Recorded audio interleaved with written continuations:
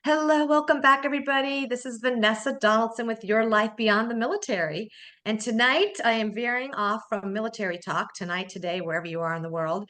And I am actually talking about a book collaboration that I'm working on with 20 other authors. In case you've seen some of my previous podcasts, I've reviewed a few of them, and I'm just going down the line here so that we can do a deeper dive with some of these amazing authors on this book called I Love You Because and I Love Me Because. So today I've got Elle Sojourner joining me today, and we're going to just talk about this book and all things. So hello, Elle. Thank you for coming on board. Hi, Vanessa. um, It is great to be here. yes, yes. So let me give you a little background about Elle. You are going to want to get to know this lady. She is a soul celebrant. So she actually crafts uh, and ceremonies just for regular folks, regular people with extraordinary souls. So she is going to be talking more deeper about her book and all those things that you need to know, because if you want to learn more about purchasing the book, it's going to be launching just in a few weeks now, but we want to at least give you a deeper dive on some of the authors and all the things they have to share about it. So thank you for joining for the conversation. And let me just start by asking that leading question here on what inspired you to actually first connect with this book project? Because I think you've written other books too. So what inspired you in this one? The short answer is I just love love. It's what I do. It's why I do what I do for a living. It's why I built my company. But also, I am personal friends with the publisher, Hollis, of I Am Creative Publishing. And her vision was just so rich. I mean, people talk about, there's actually whole songs written about how the world needs more love. And just her understanding of the depth of love, its perfection, its imperfection. I felt like that was a story that hasn't been told enough. All the pockets and the spaces and places in life where we find love, and how we choose to embrace it. I'm a firm believer that love is simply a choice. You do or you don't. And then everything that comes with it is part of that choice. And I felt like this book really was the pentacle of like this sort of belief.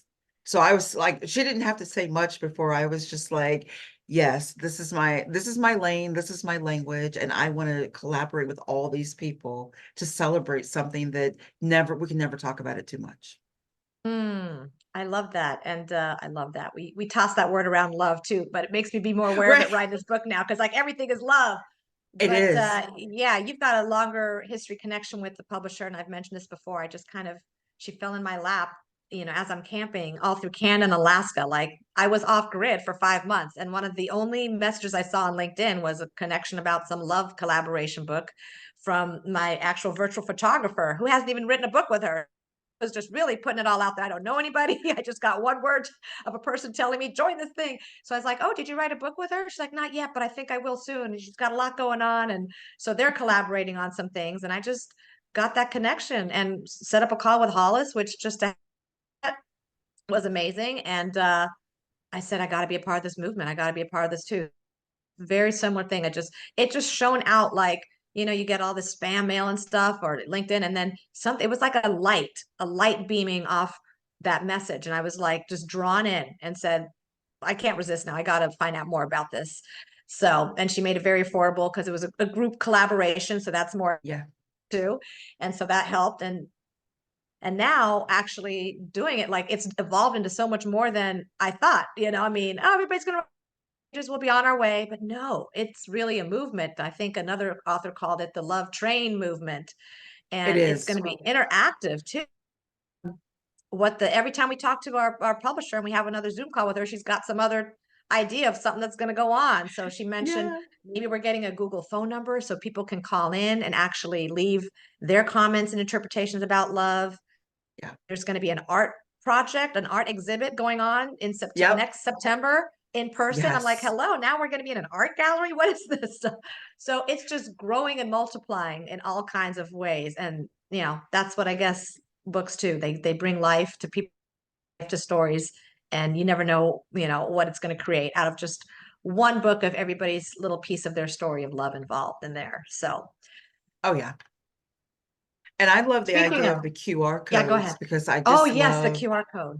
yeah, Hmm. because a book like, so I'm old school. I love the smell and the feel of a book. And now we have all of this technology. And I deeply appreciate the opportunity to hear the voice of the authors along with reading what they've written or pictures that they've included. So this really kind of multi-dimensional aspect of it, that just blew my hair back. It matters. It just makes it so much richer. Yes. And I'm so glad you brought up the QR code because I think that intrigued me as well. Because at first I thought, oh, just writing a couple, an essay, 2, 3 pages or 5 pages, Yeah. whatever, like, But when she said it can be pictures, it can be audio, it can be a video. And I was like, what? So that was huge for me too. I said, yeah, I got it. My life is kind of very picturesque doing the van life and the travel. So I do a lot of photography. And so I thought, oh gosh, now it's even easier if I can add pictures and add a life story behind the photo.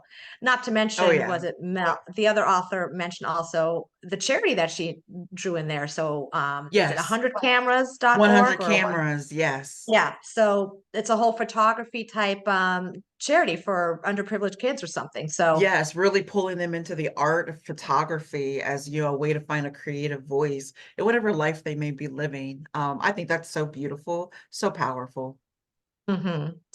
The first year, the 100% of the proceeds, I think, for the first year is what another author said. Yes. So are going to go to it. So now you can confirm that too, because I was all in before that. And once I found out she's tied in with a charity to give back to like community and youth, I was like, oh my gosh, this woman's amazing. This book is Yeah. something bigger than we all know so It's far. So love. And that's how yeah. love works. It ripples. And that's what's happening. Like each of us, all the authors have an amazing story of how they were drawn into the book. This wasn't like on somebody's business plan and they just decided I'm going to be in a book this year. Everybody came to it with like intention and there was serendipity and kismet. It's really beautiful. And then it just seems like that just keeps exponentially growing. Yes. Yes. I love the way you verbalize it all. It's just so detailed and really just on point with what this is all about. So I love it. Let's go on to the second question, which is your book more particularly. So, what are the key themes and messages that your book is going to be expressing? And now I'm curious, did you do all essay or did you do a little essay with video and audio, or what did you do? So I did essay and then I did for one theme, and I did audio, and that was for my son. And then I did pictures for both of us. And actually, if people just want a good laugh, I actually use my own baby picture from when I was an infant for my part. So the photograph you're going to see is not this face, but it's a little baby girl. And I actually just wrote really succinct, but I think life-defining themes about why I love myself. And for my portion, I also did an audio as well, but I really enjoyed the process for myself because it's easy to see why you love that is outside of you. Mm, But for me, it was such a kind of reflection piece because the things that I love most about myself have been a lifetime in the making. mm. Ooh, I just got goosebumps from that. A lifetime in the making. It does They not really happen have overnight. been. Yeah. Mm, And I think what becomes really interesting, I think once we get past a certain age, maybe it's 30, I don't know, but a lot of times who you become is the byproduct of things you would not have chosen for your journey. And mm, so I really fell in love with myself all over again for sometimes how I chose to live with the things I couldn't control. And that just became like a very profound space for me to really honor myself where I had not really done that before. Because a lot of times, we all are just like, we're just doing what we have to do to get through life. But it's great to pause and say, you didn't have to do it that well. Wow. Yeah, that really resonates with, I think, my story because I did a lot of self-reflection side of it too, and celebrated basically the life I didn't choose. I met it's a love story on my end, meeting my Marine Corps husband, and I was in the Peace Corps in Africa. So we had this like Lawrence of Arabia love story thing. And then Oh, shotgun wedding, dove right into uh courthouse wedding, military ID, pack up a truck, drive cross country to California and start my life. And so I had to grow into this military spouse life and had no idea what I was getting into. So the theme for me Oh, was like, finding that I'm celebrating that I navigated through that over the years. And we've been married. We just were in the Keys now, fishing and camping in Key West and all through the Florida Keys. And it's been 27 years, 30 years together and 27 oh years my married. gosh. So owning what I've stepped into now and of support for women that maybe have found themselves in the same position with, oh my gosh, I'm having a baby and I wasn't planning on it at this point. And then the other side of I'm now a military spouse and I thought this was going to be easy. And, like over 50% of military marriages end in divorce. It's a very hard Mm, lifestyle with all the movement. It's usually just your core family.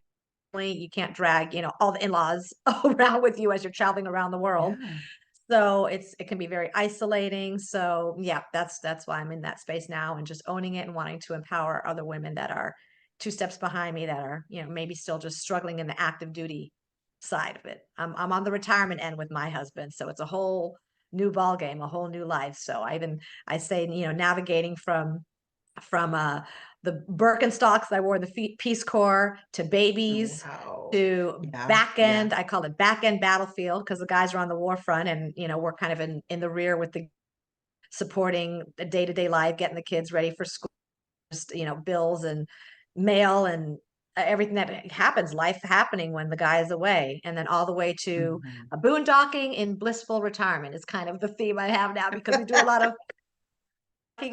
you're on the road a lot too, so you Yeah, can appreciate the boondocking and being out in nature in the wilderness. And I thrive in their retirement they're on and make it blissful. You work so hard yeah, your whole life to get somewhere, and then why don't you want to be living your best life? In that season that you can. So yeah. And living it when I now. living it now, that's right, not waiting Yeah, because there's a lot of like oh, when this happens, then I'll do that. Like even there's no perfect time to write a book, too. I think someone has said in another call, like you just have to jump in and get it done if it's on your heart and, not making excuses. And so yeah, stepping into those unknowns, stepping into the now. And the more you yeah, do it, the more you get comfortable in that unknown space where you're not in control. Like, oh gosh, I mean, we don't know where we're going to be in the few weeks. Our house is rented out till April. There's no plan. Like, where are you going? What are you going to do? What's it like yeah. right now? We're fishing and camping in the Keys. My husband's out there checking on the lobster and the crab traps, I'll and be that's over. yes, yes, yeah. What state are you in again? I forgot. I'm actually in Maryland. I'm outside of Oh, Washington, D.C. oh, that's right. I should have seen you on our way up because our daughter had just gotten engaged. So we had to zip up to we were invited to the proposal. So we zipped up there Oh, and the boyfriend, the fiance now actually invited us and we were part of the proposal. They're like in the Annapolis area and it was just a oh yeah, beautiful. that's just like an hour from me. It's beautiful. Oh my gosh. Well, we might be there again, but they're trying to move on to Colorado. So I don't know, Isn't but it they've funny got though, family there. girls, people who stay on the move, like we do that all the time, don't we? Yeah, yeah, yeah. So I Yeah. got to make a mental note when we're coming up in that area, an hour away. I want I'm to stay connected. I'm so curious to know what was your I love you theme? So the I love you, since it's a love story for my husband and me, it was all about my husband and how I Okay, fell in love that's with what I was him. wondering. Yeah, because I love me Oh, because I navigated and owned being a military spouse in this lifestyle and being like a young mom and then he's deployed, I'm home with a baby, like all that in so many different ways.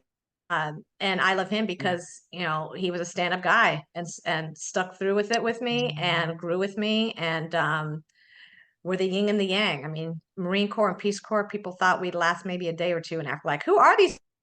The War Corps and the Marine Corps, but the military is strength through peace, right? So it's not Yeah, like we both wanted peace. And I was just in a village doing different types of peace projects. So I was building wells and helping with, mosquito netting to prevent malaria and sure. working with women. It was a women's program doing women's community development, helping them with their income generating activities. So these were like kind of progressive women that were running their own little peanut making stands or basket weaving or whatever. So we had a whole operation. I got trained on how they can pull their money together and take out loans and then invest so they can build their business and then go to the markets and sell all this stuff. So really Oh, that's rewarding work to be a beautiful. part of. But somehow Yeah. met this guy, and he was like 3 days away in the Capitol, and there were 200 Peace Corps ladies running around, 206 Marines. So do the math of like, how's he going to remember who's who? Every time they had a Halloween party, something going on. But somehow I stuck out. And, did traditional. This is pre-internet. So we did letter writing. I did just take it to keep it. I think I did put it all just to get it bound. I put it all in spiral bound, all our letters back and forth. So we've got the letter writing that went on. He would send me packages all the way in the middle of my mud hut. There was no, main travel.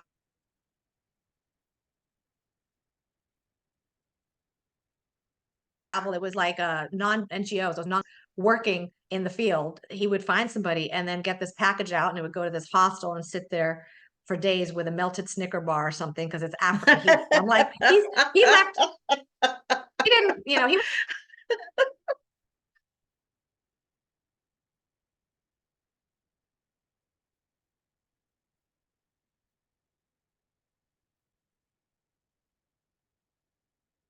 Vanessa, I lost you.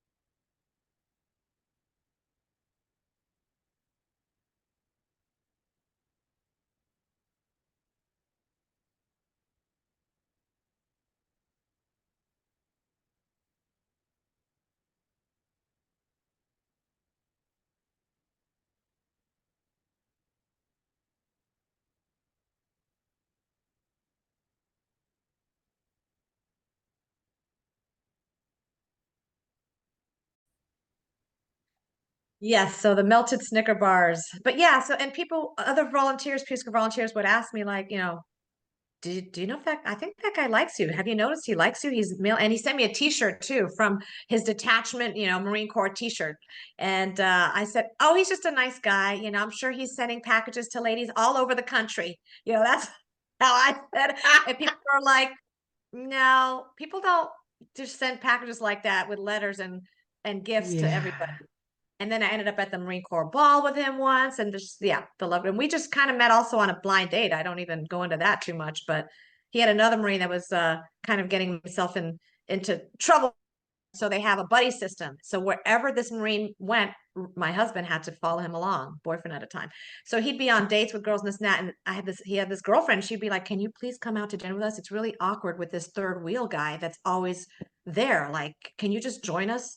And I'm thinking like, is it free? Because I only make $200 a month. So is someone paying for my peppercorn night? And so I'm honest, I was there for the food. He knows I have an appetite. He can't deny, if I'm eating, I might be like, are you done with that? And finish off his plate. He's like, looking all shocked with me now. Now, 20 some years later, I'm like, don't you remember when we met? I would eat stuff off your plate. Don't act like this is new, You were like, I'm not some salad eating chick. No, there was no salad. Now, actually, I have more salad and my hibiscus plant growing. I do a little more because I'm, over 50. So I gotta, watch the wellness, all that a little more. But yeah, so I would go out to dinners with them, and I was, kind of just like the tag along, because he was sitting there with this other guy on a date, with the third wheel. So we kind of got to know each other that way. But yeah, traditional courtship where you're passing letters, long distance back and forth. I mean, it was the perfect up and training to be a military spouse, because there was a lot of separation. I mean, it really took like 3 days, 3 or 4 days physically between us. He was in the capital in Niamey, Niger, and I was closer to the Chad border. So it took 3-4 days of like local bush taxi travel and bus travel to get to each other. And so it was a lot of patience, a lot of waiting and longing and yearning. And then he went off to Italy, and I was still in Africa. So imagine that letter writing process. It took like 2 months or something for mail to go. And then I'd have to get on a motorcycle and drive 2 hours to this remote hostel village to pick up my mail, and hope there's something from my boyfriend in there. And if there wasn't, oh Lord, I was like roller coaster. like I didn't get a letter today. And it's such a love affair though, like how you just kept intentionally choosing each other. You would Yes, only yes. be together if you kept choosing each other. Yes, yes. And then I extended in the Peace Corps and became a volunteer leader and moved into the city and was in charge of all the new volunteers coming and going, helping them through the process. And at that point he was in Italy and we had a long phone call. It was like a $200 phone call. It was $1 a minute on this counter phone. And I'm sitting there watching my whole paycheck just get eaten And up he with was this worth counter. it. He was He was worth it, but worth it was kind it. of a fight on that call because he's like, how much longer are you staying in Africa? Like you said, we kept choosing each other. I mean, he was like, you want me just Oh, to stay here in Italy and wait for you forever? And I'm like, it's not forever, honey. It was a 1 year position. And I talked to that Peace Corps director and said, listen, I have, great plans and I know I can do a lot and help and get things set up, but you got me for 6 months or I'm on the plane tomorrow because my boyfriend's in Italy. So I will stay for six oh, months and work on this project and enjoy this whole, leadership position and drive the Peace Corps truck with a stick shift across country back and forth and transport grant supplies and all that. I said, I will do this. My heart will be in it, but for 6 months. But yeah. after that, I'm on the plane. I'm not doing this for a year. So I'm going to if my he ever man. goes, and thank God the director said, I guess he knew Vanessa's a worker bee, so he's like, we'll take you for 6 months. Let's start with that. Uh, so Oh, yeah. And after that, I wrote a postcard to my mom saying, fell in love with a Marine moving to Rome. That was it. That didn't go over very well. She was in Virginia thinking she's getting her daughter back after 2.5 years or something. And I'm like, fell in love with a Marine moving to Rome. Love you, mom. So but it sounds like that's your spirit. yeah, I guess it Yeah. is. I have wanderlust as well, and I've always had kind of a mover shaker spirit. Even when I was young, growing up in the Midwest, people knew that I wouldn't stay. I remember my mother like talking about that when I was young. Like there was just something within me. I always knew I was supposed to see the world and see people and see things that were beyond myself. And it's so funny because I think that's a big part of love too. Like you have to really call a higher part of yourself out in order to fall in love with things that are not exactly like you or that are not as you expected. So like even the Hmm. way you guys met, you weren't out like looking to get married. You were living the adventure of your life and love found you. But then you had to really elevate yourself. You had to call on a higher part of yourself to expand to the possibility that was right in front of you. Mm. And I love that. I think that's so beautiful. That's what love does. Yes, yes. And use the word Wanderlust. I use that in my tagline for social media. I'm Wanderlust. Yeah. And found a Yes. t-shirt the other day that said Wander Woman. And I'm like, oh my gosh. So I should put that on I for love my van that. life Yes. podcast. Wonder Woman. I'm Yeah. like, that's me. I mean, I'm Wonder Woman too, but I'm a wandering woman. And I Yeah. keep seeing that sign on pictures and in artwork saying not all who wander are lost. Lost. Yes. Because people are constantly like, aren't you getting tired? Don't you need to settle down? And it's a season. I say for everybody, this is a season. And as long as we're energized and doing it and enjoying it, then we do it. And yeah, one day Yeah. when kids are married and there's grandkids or whatever, I might want to feel really rooted in a different space, close to family again. But in Yeah. this season, it's a lot of wandering and I grew up that way like you. My dad was State Department, so I grew up actually traveling different countries. Born in Africa, we lived in Vienna, Austria, then it was Brazil, North Africa. And so Wow. doing 10 years of college and high school and college in the States, I was like itching in my skin to get out. I'm like, I I gotta go see the bet. world again. Like, what is this? I'm gonna live and die in Virginia forever. So I know And I Virginia's did for not lovers, grow up right? that way. Right. I did not grow up that way. So they were really like, what is happening? Yeah, you did Because not. Yeah. it's like it was so within my soul that it was bizarre. Like, why does she want to go places? I was always like, I just want to go to New York City. That was like my first goal. I'd never been to New York City. And people kept saying, why do you want to go to New York City? Because I just feel like I should.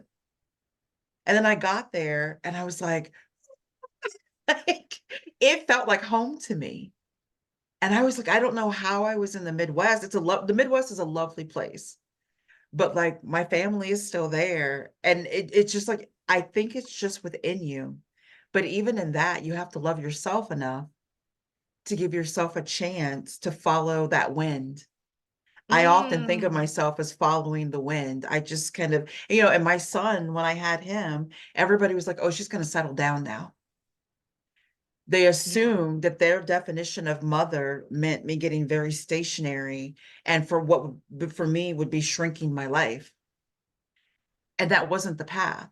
And now my son is 20 years old and he's off to college, but it's funny. He came home just the other week and said, Mom, moving us from the Midwest to the East Coast again was the move. And I was like, okay, okay. And then he went on to kind of talk about it a little bit more. And what he was simply saying was, I'm like you, Mom. I like to move around. I'm an adventurer like you. He was like, and at 20 years old, he could appreciate that I was trying to give him a certain stability because I thought that was best for him. But being stationary in the Midwest in this one small community was not the best place for a Nigerian American boy. So Wow. Okay, so Nigerian. You've got some Nigerian yes. So background. my ex's father is from Nigeria, born in Nigeria, immigrates to the US. And so that culture is so rich. And it is very unique to have, a brown child who has parents of very different cultures. Hmm. So he's multicultural, even though he has the matching coloring from both parents. And I was like, I just can't do this in a place where there aren't other African children. There was one other Mm. young man in our community, and they were very lovely people, lovely family. But I knew my son needed to see reflections. He needed to like hear the Igbo language. He needed to see women and men who were living as his father did to really have full understanding of who he was. Like I just didn't believe in that one dimension, whatever the outcome of the relationship with his dad and I was. Hmm. And so now that he's an adult, he looks at that and he sees that that was a high expression of love for me, is following that win, but also following the path that I thought was highest for him so that he could just develop and grow and have a sense of self. Mm. So when I wrote the, I love you part about him, I talk about things like how insane we make each other. And even that is perfection because I tell you what, when he hit those tween years and lost his mind, my narrative for a short time was, what is wrong with you? But that narrative shifted pretty quickly because I noticed he was reflecting my own chaos back to me. They're a mirror sometimes when they're kids, right? They're a mirror of Yes. And what that's they why I say. wrote that because it's like this parenting game is not for the faint of heart, but our children, they are living truth. Like Mm. when you come home, whatever's going on in your household, there may be external influences, but I found myself feeling like my greatest growth was watching who he was showing me I was becoming. Mm. And so then, like, taking higher responsibility for joy, my own joy. That's that thing where, like, I feel like as a mother, and especially coming from the Midwest, people often think that women should become smaller as an act of devotion to their children. And I felt like I should continue to bloom as an act of devotion to him. I felt like I should be showing him how to live well. And that Mm. meant that I had to take a high level of responsibility for my joy as opposed to sinking into martyrdom. And especially as a solo parent. And people Yeah. will applaud you for that, but I don't think it's the highest example. So Hmm. that's why I wrote about him because I was like, I wouldn't have had the courage to take myself on if I hadn't felt so responsible for showing him how to have a full life. Mm. That's beautiful. And you mentioned the word bloom. That's in my tagline too. I'm helping military spouses bloom wherever they're planted. That's I it's love built. that. I know I can't get rid of it. It's on my Facebook group. I have a private military spouse Facebook group just to support each other, empowerment, all that. And it's Mhm. wherever you're planted. I have to have that in there because I'm moving around, at least for me. And military, you're moving around. So it's wherever you're planted, and Yes. the And whole I think heart, that's even whole true, heart like is. Mm. professionally, like you and I understand moving around physically. And I think that that is, oh my gosh, I love that experience. Like it can be challenging at times, but it also can call us to be like really committed to what matters to us.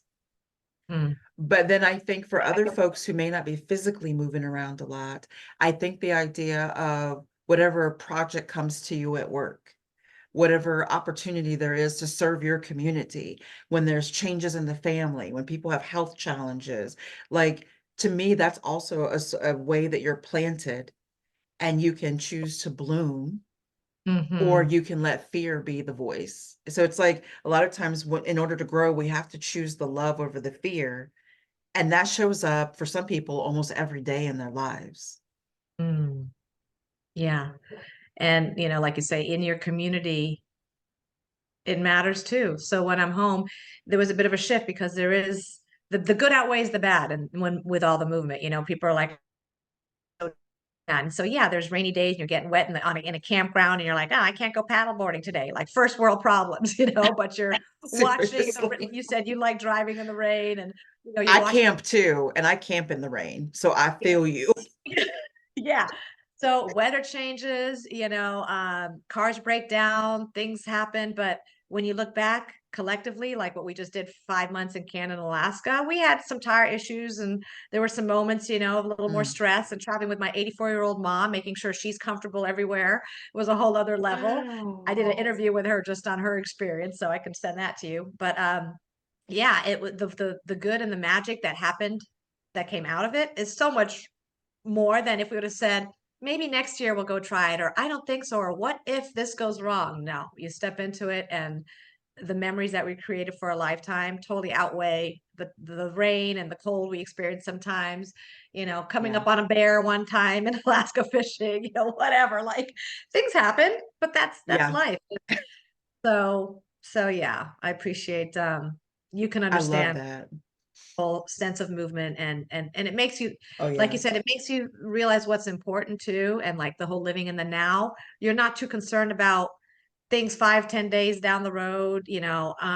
It's like, where are we camping tonight? If you're moving around, if you're boondocking, Yeah. and or you're at a campground that like you're physically there for one night, somebody else is moving in your spot tomorrow night, like you need to go somewhere. So but you meet people that way on the road too. And like we're camping with Yeah. friends 2 years ago, camping in the Keys, and they ended up staying at our house on their way back to Michigan. We're like, come stay in our house, shower, get a real bath, all that stuff. Because campers understand that. Like, you've been Yes. camping, Yes, we do. come to sleep in a real bed. And they ended up buying, they left, they're like, we like this area. I got the realtor on the phone. My husband was scanning on the smart TV with his phone, like looking at some land. And they're like, oh, $15,000, whatever, with some cheap lot. And so we got the realtor on the That's phone. beautiful. And they ended up going back to Michigan. And then she texted me like, we got another piece of land on the Peace River, like this other beautiful part of Florida near us, like maybe an hour or 40 minutes away. And I'm like, wow, they're really liking this Florida area. So now they're kind of snowbirds back and forth between Michigan and here. And so we mentioned we're camping, Oh, in the winter if you're interested. Well, they're back, and the first thing she said was, what campground are you at? This and that, and they just spent 2 or 3 days with us. Drove 5 hours from our area to join us camping. And so that's the kind of stuff. Those wow. are the kind of people you meet too. Like, they're fishermen, they're outdoorsy. We're all in the boat together. I mean, we were hunting for lobster. My husband got us a lobster that night, and we had lobster Nice. for our dinner. So yeah, you meet incredible people when you step into those unknown spaces too, and just being open Oh, and receptive to yeah. what's in front of you. And I have one lady from a church back in California. So like, Vanessa's never met a stranger. So it's like, gosh, I'm glad my phone book still takes numbers, because I just go places. Oh my gosh, we're so like her. I need to put you in my phone. And my database collection keeps growing, and I just keep meeting all these people. So imagine fast forward, like my mother, she in her 80s, she's pretty outgoing too and stuff. So it's like, I can't Oh, imagine her phone log, because everywhere you go, you're meeting people and you're making these yeah. connections. At some point, she's like, I can't keep up with it all anymore. She's in your 80s trying to keep up with everybody in your But I phone book. mean, isn't that what we're here for? I love what you said about stepping into the unknown spaces. Is that, would you say that that is the most important thing you would want people to get from the book for you? Or are there other nuggets that you really want them to Yeah. connect to? So back to the love story. So yeah, stepping into the unknown spaces, that's a huge part. And realizing that you're not alone and having some kind of faith. Like, I had to be grounded in faith. When I Mm, was that single mom, like you were a single mom much longer, but I've had bouts of single motherhood when my husband yeah. was off, deployed, and I'm alone with a child, like raising a child, like a single mom. And so it's a sense of finding your community, finding your tribe, finding support. You're not meant to be alone on this earth. You know, as much as we like to maybe isolate in nature, self-isolate and go out, but that's for Yeah. meditation, for self-reflection purposes. We don't want to be living like that forever. So, yeah, just getting that message out there that it's good to have a support system. Open up. You don't have to do it all yourself. It's okay to raise your hand and say, I need help. I'm struggling today. I need some Mm. support, prayer is for you. And that's the foundation, you know, for my husband and me. I mean, we're both Christian, and we weren't maybe walking and close to the Christian life, setting the example in a younger age. But like you said, having a child like that just put me right into gear straight away. I'm like, okay, I'm having a baby. Um, Set the example here. I need to be responsible. There's another Yeah. being now that is going to be everything that gets like from one day to the next, you know. Yeah. So I would say, like, I would hold up like a triangle and say, you know, there's my husband and there's me, and there's, for us, it's God at the top. And that's how we keep that triangle, you know, together. That's how our marriage keeps going. We have to step back and be selfless some days. And the whole thing about, do you want to be happy or do you want to be right? You know, when I was Oh, isn't younger, that the truth? I wanted to be right a lot when I was younger. I mean, Amen, growing sister. in marriage, you know, all those tidbit fights you have here and there. And it's like, Yeah. man, I had to be right about so much. It was like, my way, I'm right, I'm right. And now it's like, you know what? I'm not fighting about it. I want to be happy. I don't want to be right. I want to be happy. It's not. It's like I say to people, you may win the battle, but you're going to lose the war. Exactly. Exactly. So ending it now, back to you. So what messages do you want to end with? What's your idea that you want to leave with as people touch this book and read it? What would be something, a takeaway that they would get from your book, the collective experience, all of it? I think, particularly with the I love you portion that I wrote to my son, I really embrace this idea that you have to love people right where they are. And right where they are is a gift to you as well. But sometimes you have to stop trying to be so right to receive the gift, to have the growth. And also love, it's like you were saying, like having community. I see love as something that we do together. You ride these waves together, you ebb and you flow. And to me, those have been the most beautiful experiences with my son and with friends, family, my pets. I have a turtle, a dog. I've had cats, I've had birds. I really like to commune with animals. And I find that I learn and grow with them when I kind of move where they guide me sometimes. So love has a really free flowing quality. And when we Mm, get rigid and inflexible, that's when we disconnect. So I think that's really important. It's just the ebb and the flow that love requires for expansion. And then in the I love me portion, I want so many people who are, you know, like us, 40s, 50s, to really start looking at the beauty of their life because everybody goes through stuff. But once you get far enough away or get high enough in perspective, there's so much beauty. You know, I have dealt with really profound illness. I was paralyzed from the neck down as a child, like, and that ended up defining my health for the rest of my life, but I didn't know it at the time. So I bumbled through disability. Loving myself was necessary to heal. Moving in relationships and leaving relationships and, you know, choosing the path of being a solo parent, taken a way that was not necessarily the life I was given as a child. I am definitely a pattern interrupter. I'm a generational curse breaker. There's a lot of choices I made in my life that were, this is going to end with me and not today, El Diablo. And mm, and that even I worked in corporate America, I worked on Wall Street. And I just was not going to drink the Kool-Aid. I believe in a certain amount of morality and that there's an ethical way to treat people. And so for the I love me portion, all those roads that I took that were less traveled, those were absolutely my pathways to learning to love myself. But when it was happening, a lot of times it was hard. Sometimes it was lonely. Sometimes it was even confusing. There were many days when I was like, I don't know what the heck I'm doing. Why did I say that? Why did I do that? I don't feel so right about it now, you know? Like, but then yes. in hindsight, seeing that I had been consistent and choosing love and choosing to try to be a decent human being and choosing to try to contribute and choosing to try to elevate other people's experience as they walk through their lives. That consistency allows me to appreciate myself now, and it also allows me to love myself better, because what I've practiced on other people, now I'm getting much better at giving myself that too, and that's its own journey, so I'll take it. Mm. Yes. Oh my gosh, so many nuggets in there, but just for the sake of time, the road less traveled. And Yeah. we do that probably with camping a lot too and driving.